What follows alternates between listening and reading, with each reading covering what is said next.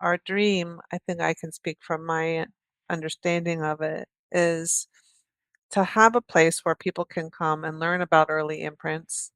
And what we mean by that is just all the layers of our experience as we are a spirit coming into form.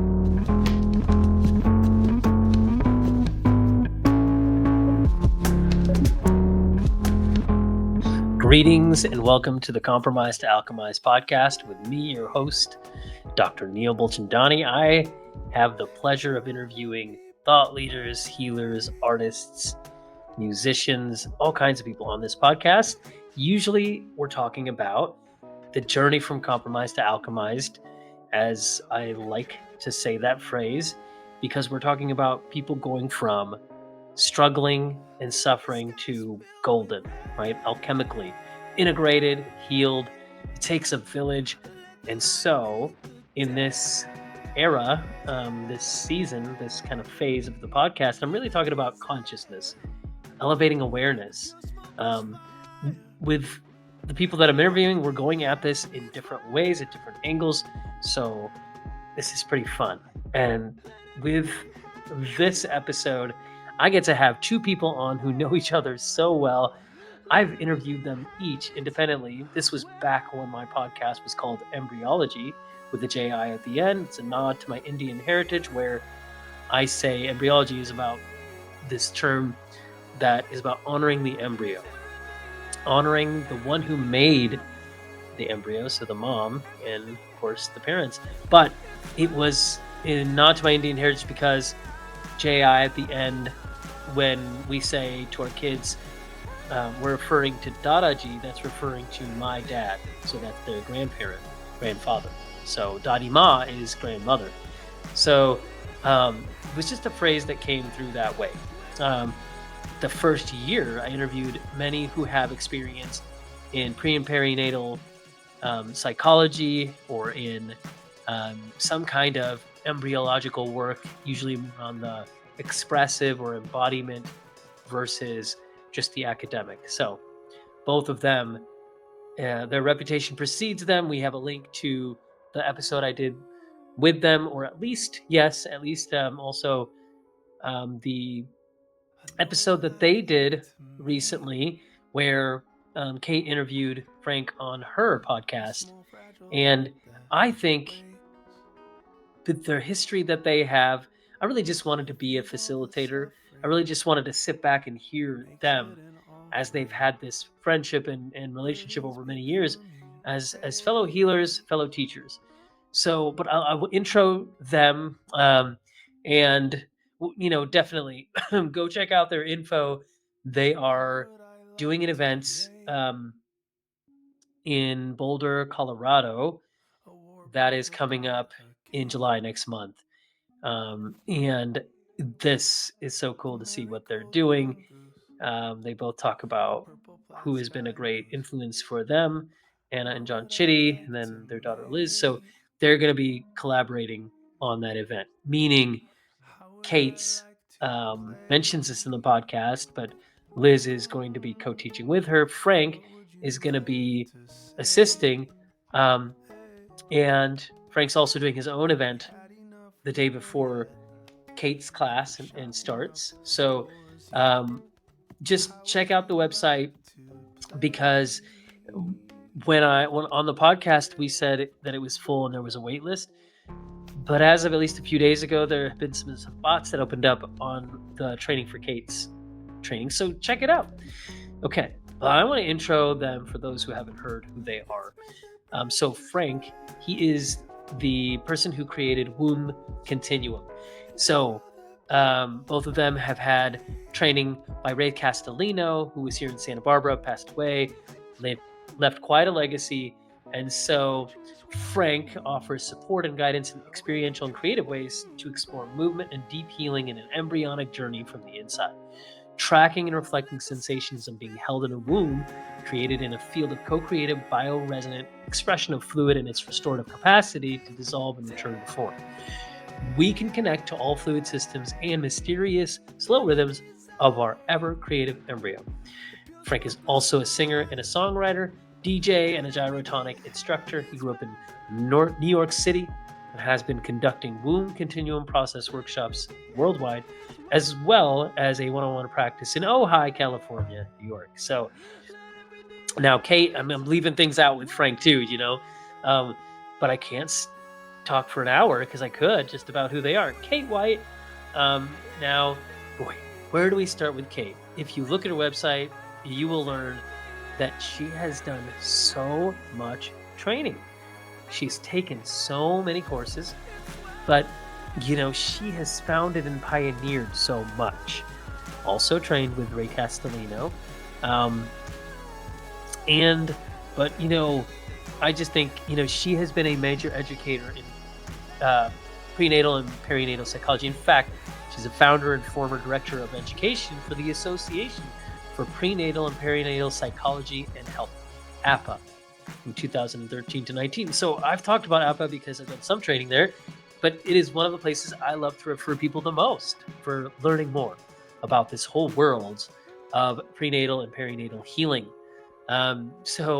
But we could just go on and on about what else that she's done. She's speaks highly, of course, of the Chitties as she's done training with them, as well as Mira Martin, Barry Jackson with Tara Blasco and Ray Castellino. Um, there is just too much to mention. But so what is she doing day to day? So she's an advanced somatic practitioner. Started as a massage therapist in '95, but has integrated so many kinds of modalities. So infant body work, and of course, focusing on biodynamic cranial sacral therapy, and somatic experiencing, and just such a savvy blend of um, nuanced care, nervous system practices, so much. So she's been a main educator in this field, or the fields as we can call them, and she's just done so much, to learn from those who have been quite influential in the field, and then now she's going to be one of those, and she has been, that we would say we regard as one of the great educators of this whole field. But she's also still clinically treating people, and it's just like what I loved about the conversation and what I love about her and Frank is they have different ways about this, but they just like to have fun. And if fun and love is not leading her and them, I know that that's a big criteria. So I think it's really amazing that you can have all that training, have all that education, have all these nuanced, mystical leaning, very, very in depth kind of places of knowledge and experience, but yet it's really about following what is going to help people, what's going to create more opportunities for fun. And so, yeah, I can't say enough good, but I will relent and I will leave this to you to listen. Share this with somebody you know needs to listen to this, and have a blast.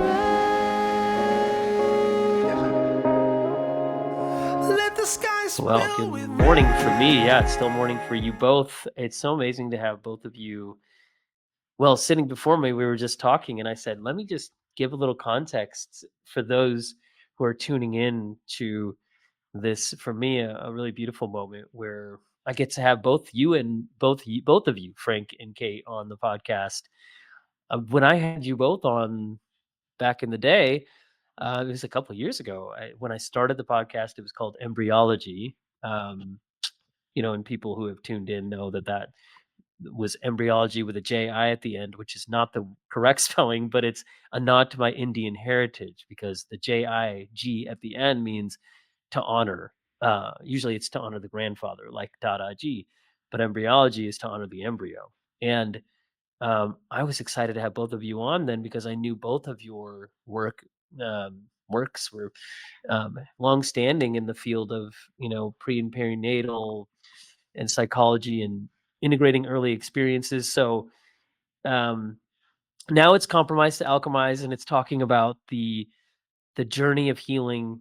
It takes a village. It's non-linear, and it takes a lot of beauty and connection, and so many of the things that you both know.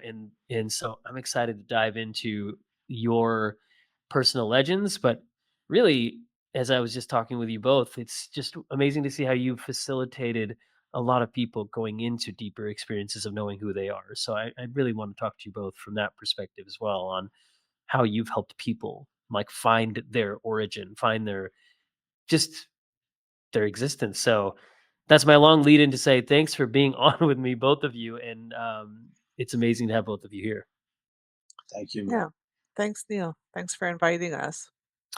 The links in the show notes will have this too. But I loved the conversation that both of you had for the sake of your podcast, Kate. And I heard it again this morning as I drove here to my office here in Santa Barbara, and so wildly, yeah, that's happening in July in Boulder, Colorado, at the Colorado school. Mention the whole. I should know the whole name of the school. Colorado School of Energy Studies. Yes, and and then I'll also be in New York doing a training, holding a training on August 22nd and a few days after that. So I think you both have an event together in New York around that time as well, don't you? We don't have anything on the calendar. We've been talking about doing something in New York, and there's some people Oh, okay. asking Yeah, me there's just recently, yeah. right? Yeah, there's a lot of interest in womb surrounds there, but Yeah. we haven't been able to find a location that's reasonably priced. So Okay. it's yeah, Okay. yeah. Well, oh, that's so maybe going back to the Boulder, Colorado event in July. I know you both have talked a lot about, you know, the people who have influenced you in your work, and obviously both have been a great influence for so many in the field, including me. It's the work of John and Chitty there in Colorado, and Frank, you mentioned that you here in Santa Barbara we have the work of Ray Castellino, who you both knew, and Emilie Conrad with Continuum. There's just so much to kind of say about honoring those who have been influential. But I really think it's amazing that both of you together are, as you've known each other for so long, and as you're holding space together for people. I loved the conversation when I heard you both talk about, Frank, your journey of healing from this car crash and how that's led for you this even deepening journey of re-exploring the depths of continuum and having a radical transformation physically, but more than that, that book, the cellness, and how you'll both be going into this. And I love, Kate, how you talked about um some like the table work and touch and how that's so important. So could I just kind of like have you both share a little bit about this upcoming time that's going to happen in July on how you're bringing your work together? It's really beautiful to hear what you're doing. Sure, Frank, you want to start?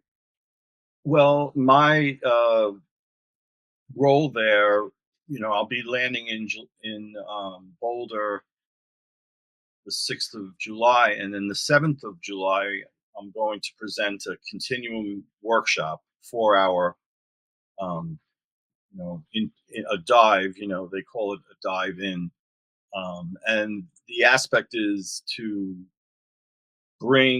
finally get to a point where I'm in person with folks, transmitting what has been the downloads on a cellular level that led to my book, One Cell at a Time, which basically emerged through my resurrection from car crash last April 29th.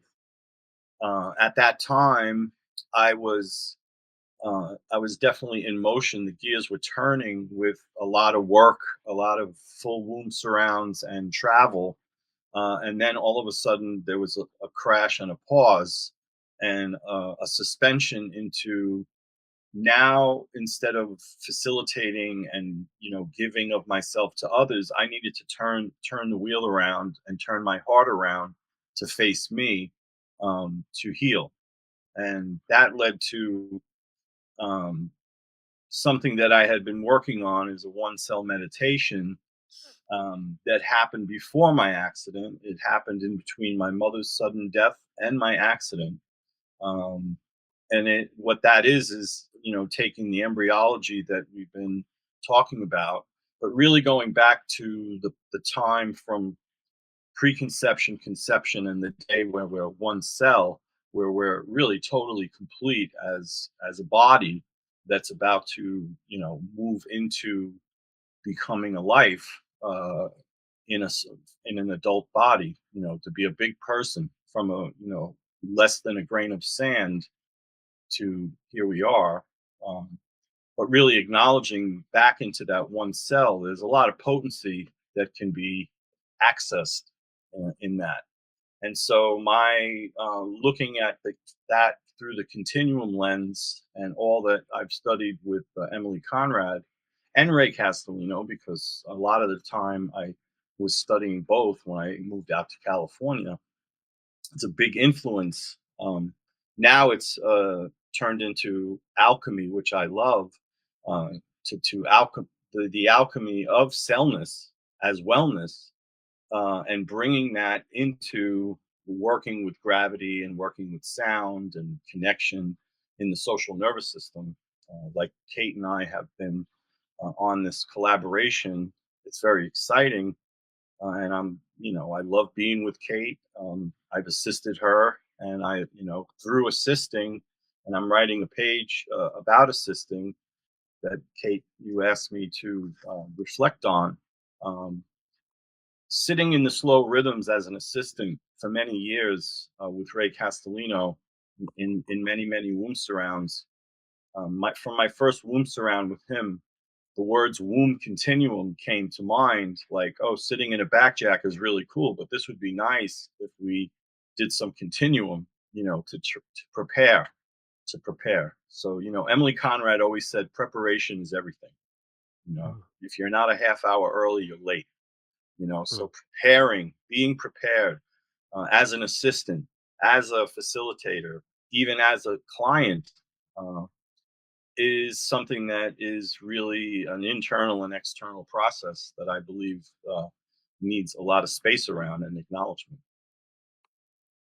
So when I present on July 7th at the Colorado School of Energy Studies, which I'm very grateful to them and Kate for making the space for me to really get into the continuum.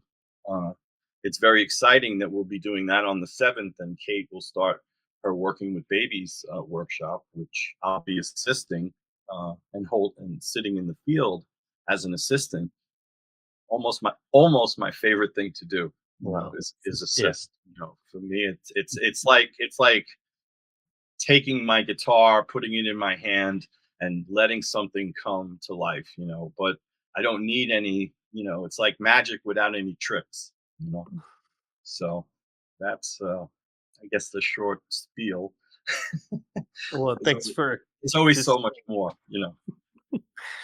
Oh, I imagine you could, yeah, hearing you could share for a long time on that, and it would be rich. And so maybe we can expand the time in that realm so people can go as far as they want to in the words that you said, and so they could spend hours just on what you said as a meditation. But also, Frank, and Kate, jump in, and or Frank, would you, kind of ask Kate what how or just segue into what Kate's doing, and I want to let you both kind of talk about that. But Frank, thanks for leading into that. So either Frank, you want to ask Kate a question that you think would be amazing, more than I even know, or Kate, you can jump in and start sharing either way. Well, yeah, I can come on in. It's more than like Frank is forming up the band, so to speak, on July 6th. Yeah. Out there, we're doing the Working with Babies workshop. It's a legacy. It's like John Chitty's legacy, and actually, I'm co-facilitating that with Liz Sandoval, who's the daughter of John Chitty, and Mm, she's got John Chitty in there. She yeah. emanates that John Chitty, and so I asked her to teach it with me. Um, And so we're doing this together, and Frank's assisting, but there are some amazing people coming to assist that are all really experienced in understanding the early work, the layers, the coming into form, supporting babies, supporting families. And so it's a real honor to be asked, to step in to continue the work of John. John and I were close. He was a mentor for me, and we worked very uh, closely together. And it was our love of babies that brought us together. And he really supported me to grow. He could see where I was going and constantly talked to me about it, which of course was a bit of a mystery to me, well, how he knew all that. Um, but before he died, he asked me if I would teach his work, and I said I would. And I have integrated his working with babies into my training, which is the integrated pre and perinatal dynamics, which really helps prevent and integrate birth trauma working with families. That includes the baby's experience. And Frank is not only assisting, but he's becoming core faculty with me to help me teach that along with other people so that, we're a team. We're not just me up there. And that's how I feel about teaching teams. And so Frank is going to be out there in Colorado, and it's 5 days. And we're teaching John Chitty's 5-step protocol. And then we're teaching a lot more like that I've learned over time. And Liz is going to teach some of the cranial work, that some of the holds that we do with babies, and the polarity aspect. And I'll be talking about the baby's experience and how we can support babies better, and what skills are needed, and how we recognize what's needed. So that's what we're doing out there. It's we're having Frank and Mary Jackson's going to come, and Mm. as a honored elder. When I talk to Liz about it, she says it's a chance for us to be together. And Mhm. so Mhm. much has happened in our community with the passing of John Chitty and Ray Castellino, and now there's a next generation coming up, and Frank is one of those people. I am, and some of the other people that are going to be there assisting are also just coming on, the next generation of people teaching this sort of very specific type of uh, healing, early trauma integration. Yeah, thank you. And this will be, people can listen as soon as next week, first week of June. And I know there's a wait list that's full, Kate, your training, which I'm not surprised at that at all by the sound of how wonderful it is and how special it is. So, but I'm glad people can jump on the waiting list if there's a chance that they might be able to hop in. But even just to share, so people know this is this is what you're coming together to do, and it's quite a great coming together of people. So thank you for sharing on that, and I think people can tap into a little bit of the specialness of it just by hearing you share. Yeah, well, it's like I said, it's a continuation, and John used to teach that working with babies every year. It's been a while since they taught that. Uh, Yeah. and so I guess there's a real desire, but I think there's a desire to be together and desire to witness this next thing that's unfolding. And John told me, like, he said, you went much more deeply into understanding babies than I ever did.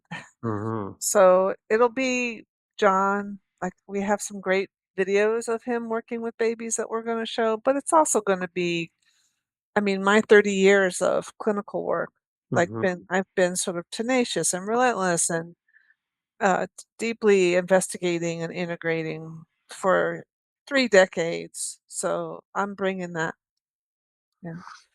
Yeah. Well, it's extraordinary to hear all of that you're bringing, and I want to go to use that as a stepping stone or launch pad or whatever to say it was towards the two of you talking together, that I heard Oh, you said so many amazing things. Now they're all swirling in my head. But I think the thing I carried out of there was that you both talked about this opportunity to help people arrive, anything from the enjoyment of movement, the enjoyment of touch, the enjoyment of the pleasure of knowing who you are and exploring that in movement, in consciousness.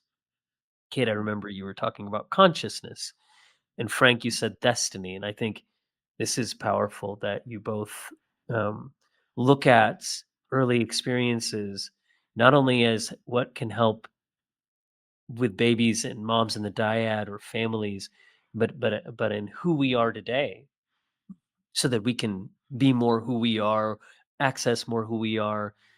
So, I'd love to hear you both talk more about, what, for those of out there who maybe they can click and see, and some have heard both of you, but for those who haven't, how do you view this as an opportunity for people to delve into the depths of who they are at even greater levels? Or what are some ways that you can share with us on how people can explore this right now where they're at?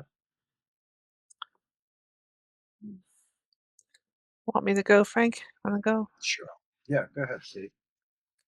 Um, well, Frank and I have been collaborating a long time, and our dream, I think I can speak from my understanding of it, is to have a place where people can come and learn about early imprints.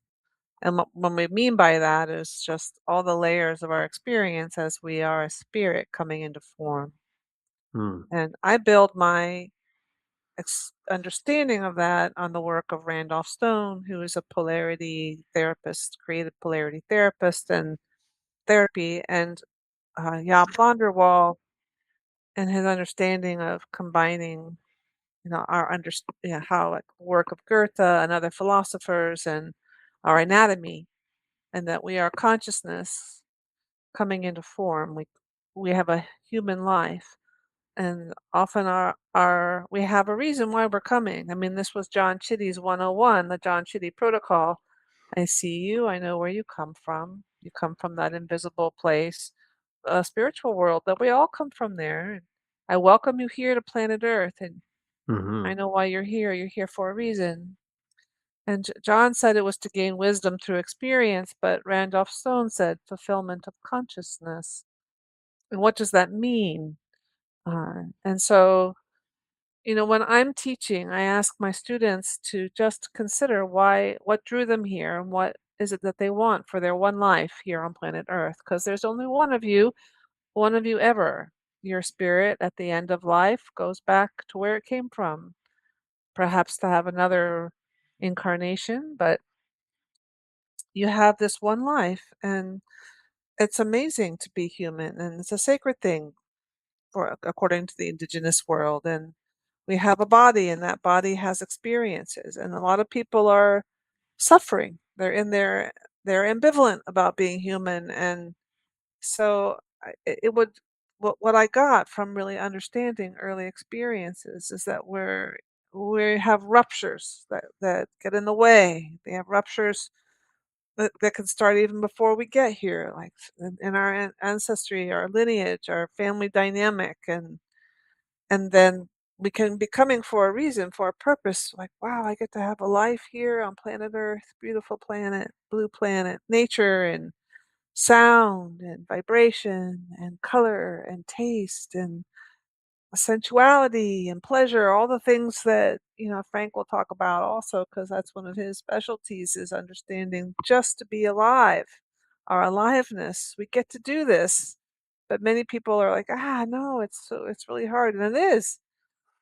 So my specialty is really helping really right away with birthing families and babies and understanding that underneath all these layers of challenge is this beautiful uh, pattern of our essential qualities, which if I don't this Anna Chitty has taught me the most about those, but they're so emotionally beautiful and spiritually, physically beautiful, and babies emanate these qualities. And Hmm.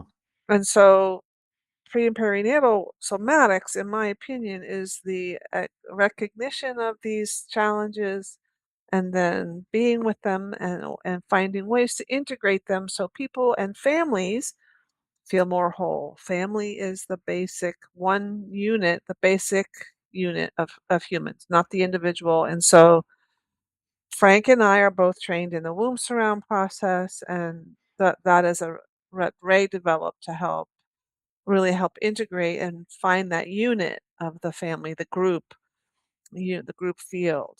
And I'll just stop there and let Frank, pick it up, take it away, Frankie.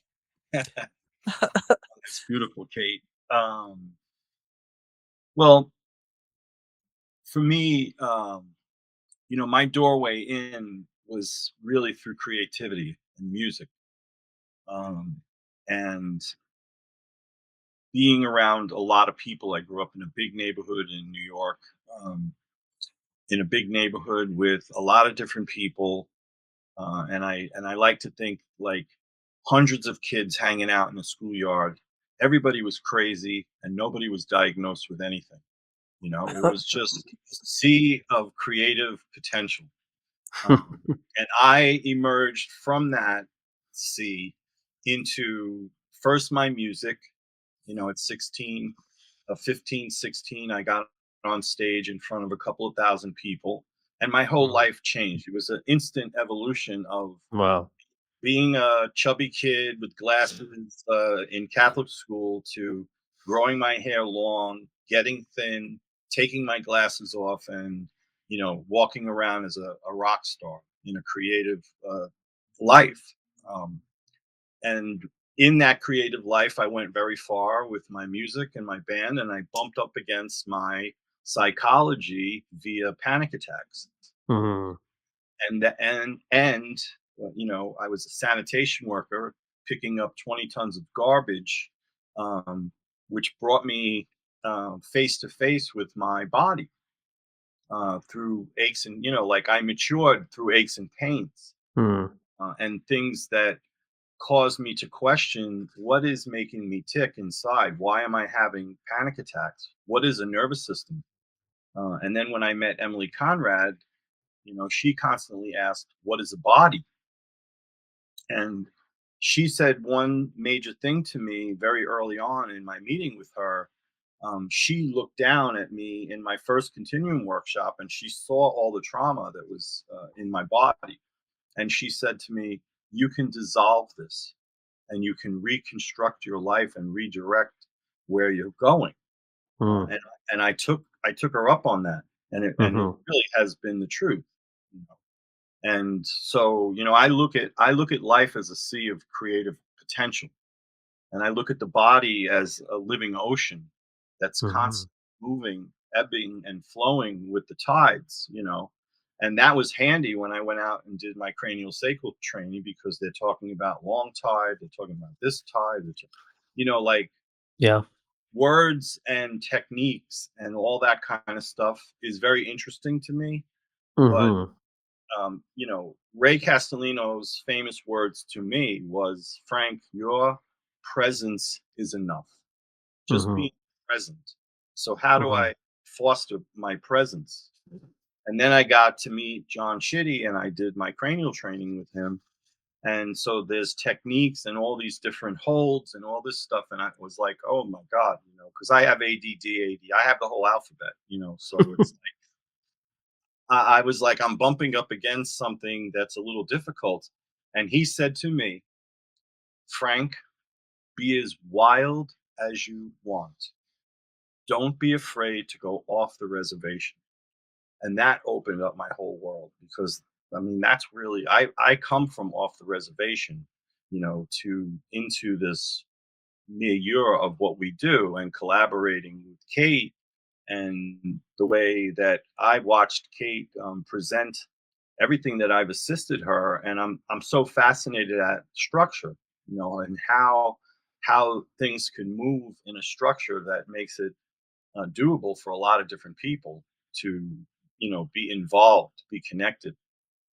But from my standpoint, working with Emilie working with Ray, working with John and Anna Chitty and all my yoga teachers and this and that. It's about the presence of, just being able to hang out like we're doing right now. Mhm. It's the most important thing. Hearing the words the social nervous system. There's the parasympathetic, sympathetic, and the social nervous system. Which is polyvagal stuff.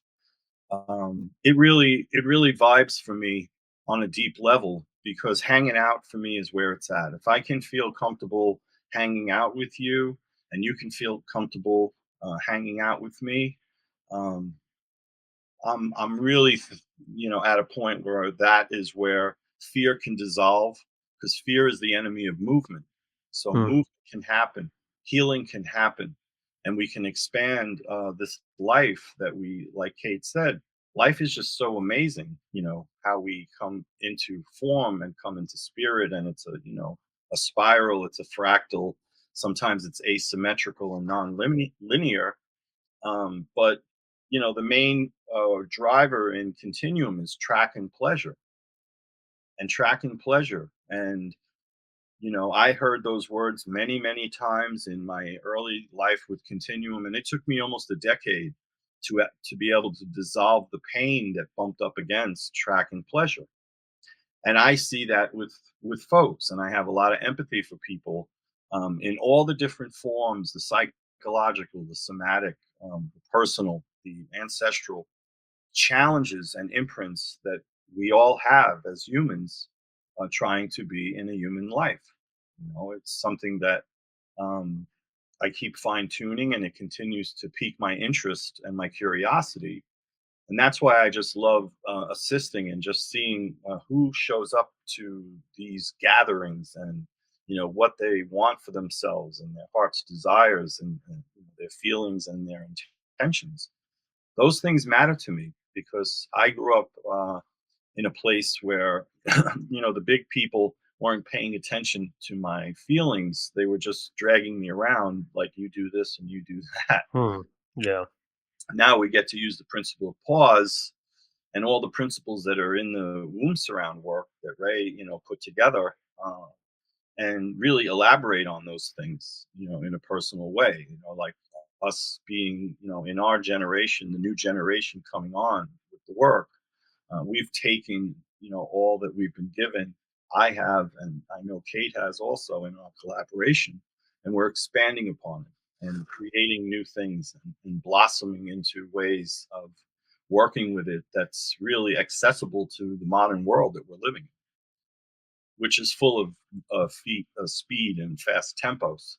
So to be, downshifting and going into the slow rhythms, it may not be the hippest thing to do, but it's a very healthy thing that people maybe need to be reminded that we sat in one cell in a very slow Mm. rhythm, and Hmm. blossomed into a full-bodied life. Hmm. Yeah, this from tempo to temples and from speed to sanctuaries is like just a little fun phrase that came through inspiration from what you just said.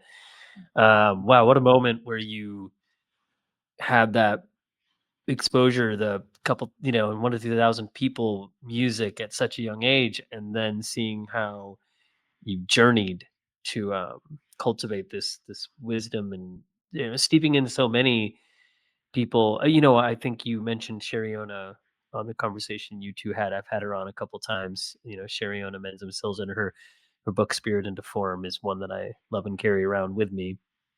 Um, Also to mention Sarah Grace, Somatic Sanctuary. I think you both, yeah, I had her on. And Frank, when I interviewed you, you were in her, you were there in Ojai, at her place.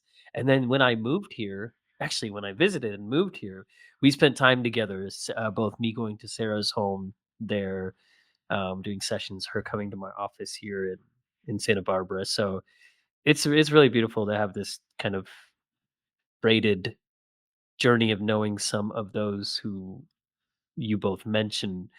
And then I can only imagine that, oh, when you've held space for so many, like you have, it's it's a really beautiful thing to see like you said, Frank, when you just can be okay with hanging out with people, what happens? I think it's like magic can happen. I was just in a home in Calabasas yesterday. So when I here in Santa Barbara, I my office, and then when I go to LA at least once a week, I see patients out of a lactation consultant's office one day, and then the other I see people out of a pediatrician's office. But then I was in this home, and there was the village being exemplified, where a mom who's healing postpartum needs her village around her, and she has a few. So the nanny, handed me the baby yesterday so that I could help baby after a tongue tie, after feeding issues, and wow, as I held that little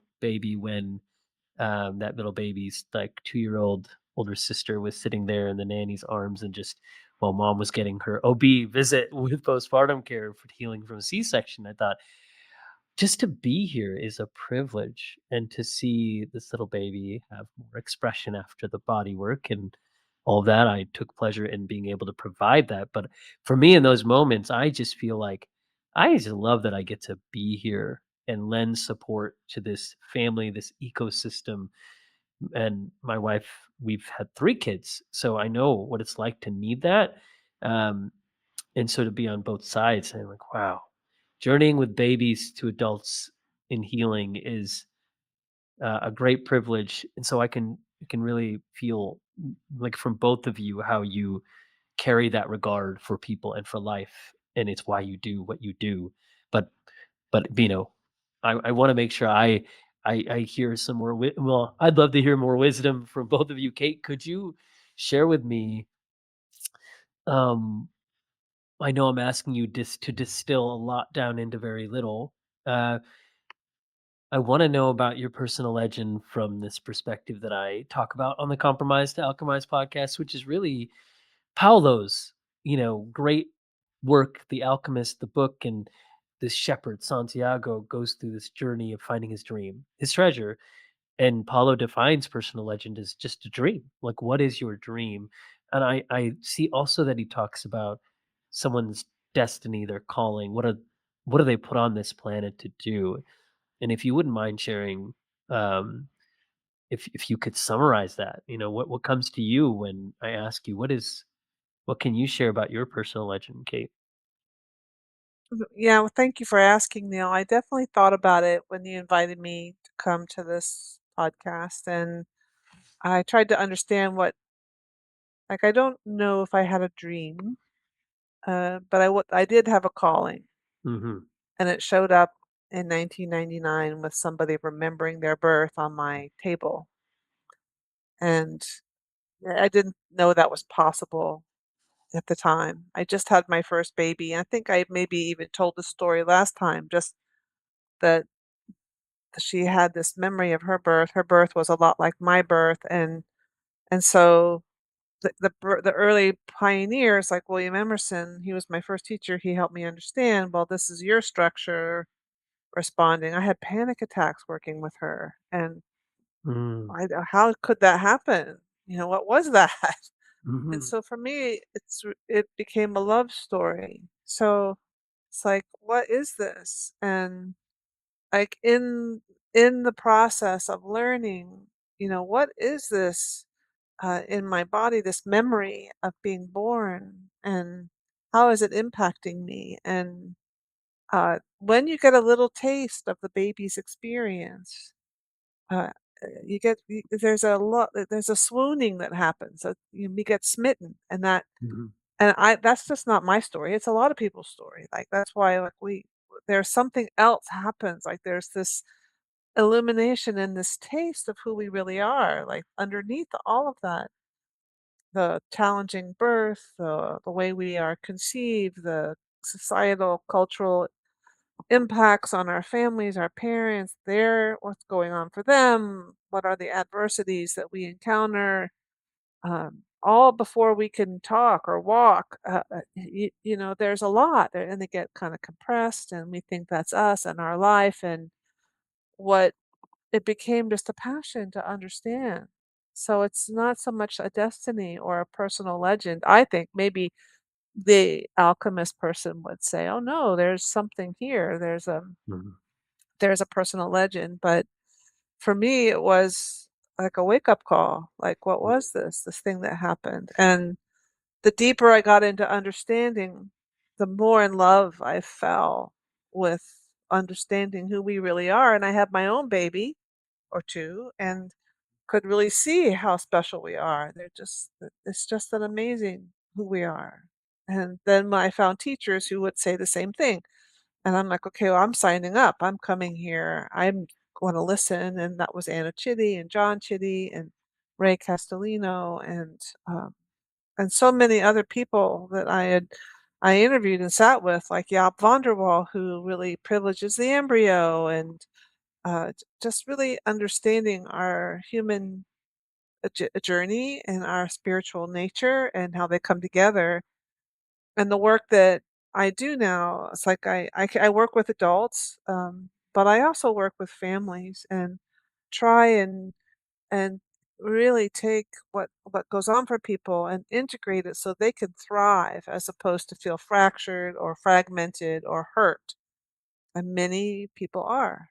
So to me, it's I don't know if that answers the personal legend question, Mhm. but and so I do ask all my students, and I ask myself this constantly: What do I want? Mhm. Here in my life, why am I here? What drew me here? What is it that I really want from this one life? And I've applied myself over 30 years to do the work I'm doing now. It's been a a lot of workshops and a lot of Mhm. trainings and a lot of learning all the things like Frank talked about. Like I have a lot of this cranial sacral therapy and polarity therapy and somatic trauma resolution and understanding birth. Very many. And so, is that why I'm here on planet Earth? Is that my destiny? I don't think so. The more I've gotten into who I really am and what my purpose here on planet Earth is to enjoy my life, enjoy my human life, the love I have with the people that are close to me, to enjoy the sunshine and the trees and the birds and the things that are here and also to have fun. Everything's got to be fun. If it's not fun, I don't really want to do it. But teaching is fun and being with people, discovering who they are is fun. Um, but I feel like when I started out doing this, it was simply love, a love story, and a knowing that there's something else here besides suffering. Mm. Yeah. Thank you. Yeah. Well, Frank, would you also chime in and share about your personal? I feel like you have, in a way. I hear your story and what defines some of your breakthroughs or how you got to where you are. At the same time, I want to ask you that so you can share afresh. What about you from that? What's your personal legend? And I think, Kate, thank you. You beautifully expressed what I feel like is the epitome of that question is just what means the most to you, and how can we learn from that? And similarly, legend is a story. I think some people say some people first wonder, am I talking about something that needs to be epic or like flashy or showy? No, it's just simply, what is the story of your life, or what means the most to you, and yeah, what is that feels to you were put on this planet to do, and also the second part of the question, which I'll come back to, Kate, after I ask Frank, is if you want to spring into, is like a legend on a map is like a key that, if you look at it, it tells you like, an inch on a map. If you're holding a map and looking at it, an inch is like, you know, 10 miles. Or if you see trees and the blue lines, that's water. And it's just a guide or a little bit of a helpful navigation tool. So, Frank, I want to hear your personal legend, but also, are there any keys on your map that you feel have guided you, and ones that you feel like could be inspirational for others to hear about too? Well, for me, it's I'm always asking myself the question, and I hold that in the field is, where is the love? Mhm. Where is the love in all this? And Yeah. how do we create the freedom to have joy in our life, to be able to express ourselves freely, and to be accurately reflected, in a way that is, mutually beneficial. We have the principle of mutual support and cooperation in the womb surround work, uh, and I take that principle very, very dearly. Yeah. In that no matter what role I'm in, it's we're always on an equal. We're just here on Earth. I like to ask people sometimes, do you realize you're actually on a planet? It's not just a very small, narrow focus. It's to open up and see the beautiful colors in the world Mhm. that Yeah. when I think of this, I think of my mom really, who was always in a place of service, of finding the love and giving love, uh, without it being looking for what was in it for me. I mean, like I shared earlier, I have turned the table on giving myself a lot of ladles full of the love that I freely give and gave in my work. Um, and I saw the benefit of being able to take that, and be self-referential to create myself even deeper. And now I'm really in a place of presenting myself in a different way. So this evolution as a human being, in our time here on in our life on Earth, um, to be able to hold, make space, and create the potential that we really are, in being connected to all the natural forces, especially the water. It's no coincidence that our body is mostly made up of water.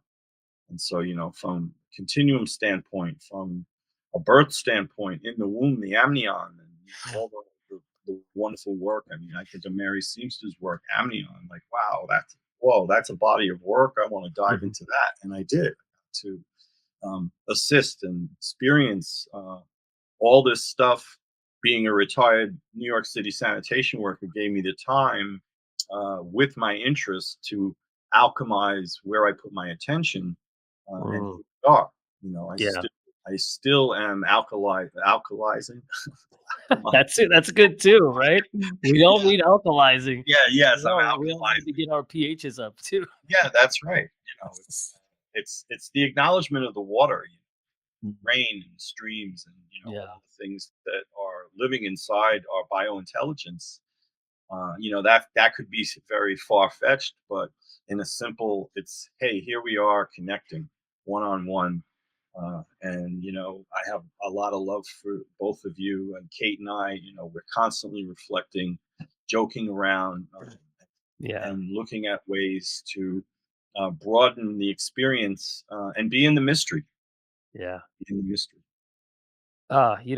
This is Frank, you reminded me when you were talking like 15 years ago, I was in Indiana with a few others holding space, doing a training, and I'll be there again in in August doing a training and organization of speech language therapists and occupational therapists in the floor of the mouth work that I do. But I remembered this moment where one of the people I was co-leading with had everybody, it was like a couple hundred people in this training or just conference, and she had everybody get in a circle, and we did the hokey pokey. A bunch of grown-ups doing the hokey pokey, and people put their, the right foot in, the left foot in, and shake it all about. And so many people had healing happen in their bodies from that one fun moment. And then I remember it was like I was sharing with everybody about something, you both have talked about such profoundly wonderful topics or principles, love and joy and how profound those are. And I think, oh yeah, I'll add in peace. I remember when I said I was thinking of the rain stick, that instrument, the percussion tool, and how it makes this really amazing sound when the little beads go from one side to the other. And so I said, everybody, if you could go shh, which is what I do a lot with little babies, or whatever sounds are going to help Those are all facilitate. continuum sounds. by the way. I know. Well, I feel so kindred because yeah, anyways, I created a I I feel like so kindred with the work and when I had led intuitive movement workshops around the world back for a spot of time back in 2016, 17. I really had so much fun guiding people in these and knowing that somehow I was coming in contact with the work that had been done before me, like you all have done, and Emily and I was just anyways with uh, my wife graduated at the from California Institute of Integral Studies with her PhD on Sunday. Her commencement was there, and then I see Don Hanlon Johnson get his emeritus from in retirement, and I emailed him while it was happening. I said, "Don, I'm here. My wife graduated with her degree and PhD in embodied validation, and I'm seeing you get this commemoration. This is amazing." He wrote me back, "Thanks, Neil," and it was like, "Oh my gosh, this is amazing." Just because I know, he's another one in the in history that's pioneered. But what I was going to say here is that I went shh.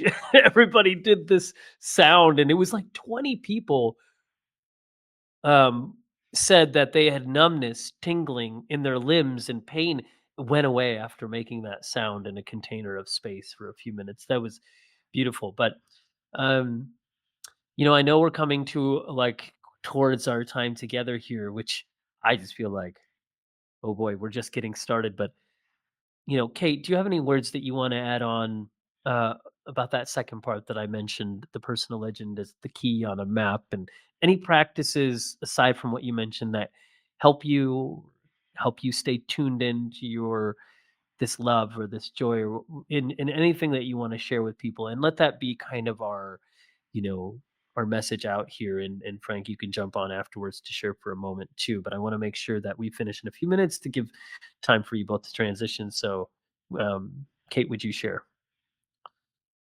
Yeah, well, I thought about it a lot after, like I said, you invited me, and I do remember reading The Alchemist, and I do uh, did the review of what it meant. But what came to me while I was preparing and thinking about this with you, Neil, is that what many people don't know about me is that I'm a pretty passionate Quaker lady. I'm Quaker, and this gave me the basis for, I think, the quality of my engagement with my work. It's a very not many people are Quaker, or we have a way of being that's very focused on listening to our inner experience. And we minister when we go to worship from that inner Mm, feeling. And mm, so we have something called a leading. The leading is a physical experience in your body that says this is something you need to share and something that you need to do. And there's a little sort of like aliveness in your body that wakes up, and your heart rate and your respiration increase, and it has to do with some kind of message that you get from, like we say, the spirit within, the light within. Everybody has the mm, light within, that mhm, there is God in everyone. And so I don't know, like when you talked when we're talking about this compromise to alchemize, and the idea that there's a legend or something that can give us a guide as we're going into life, it would be that to listen within that leading. mm, There's My leadings have never led me wrong, mm. and there have been times when I've had this leading, like to do something, and I have it over and over and over, and I'm like, okay, I'll do it. Okay, okay, Yeah. Mm, and I would say that to for people listening, and for what has given me my ballast, is that quality of listening to what's happening on the inside, and also being open to the possibility that it might be coming from something very deep and wise inside, something that is everlasting, something that's connected to all that is, or spirit. And that would be my legend, my that that place of discovery or destiny, um, that there is, it's a process. It's called listening or following a leading, and it leads to the way opening the things for things to happen, and it can require patience, and it also requires courage. So that would be what I would say to complete. Yeah. Thank you so much. That's very voluminous of what we can explore, Kate.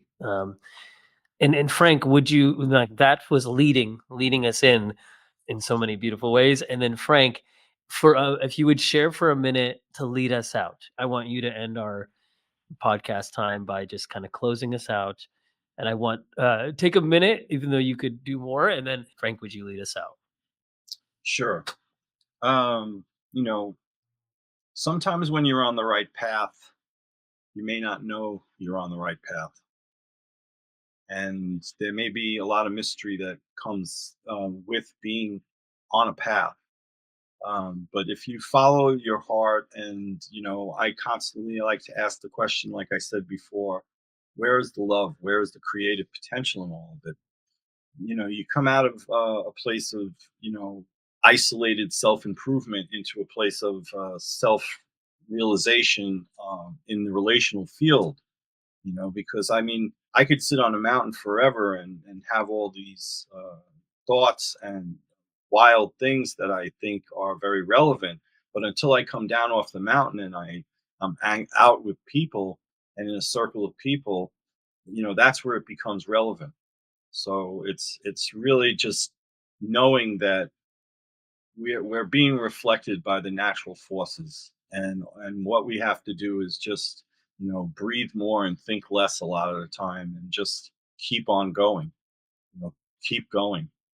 It's just it's a journey, and I've been given the gift of life, and really been given the gift of life through a near-death experience, and so don't stop, keep going. That's my final words, is just keep breathing, and there's a world of us waiting to embrace you.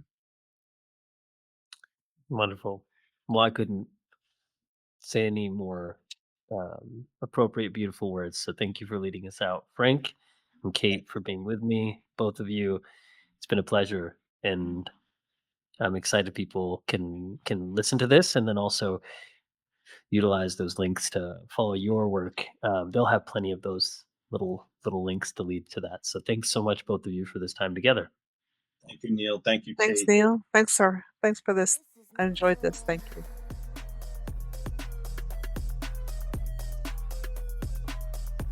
Thank you for listening to the Compromise to Alchemize podcast. Really excited to thank Jessica from Lunalux for the music, this track called Major. I want to thank Toshi, who originally did the design work for my cover art. And then I also want to thank Alyssa from my team for podcast publishing, my whole team, including Kat, for heading up my world. And then also definitely want you all to follow me on YouTube, follow the podcast on Spotify or Apple or wherever you get your podcast. Comment, give us a rating, and also follow me on Instagram at Dr. Neil Bulchandani so you can stay tuned to my latest. Thanks so much, and you have an amazing day. This is major.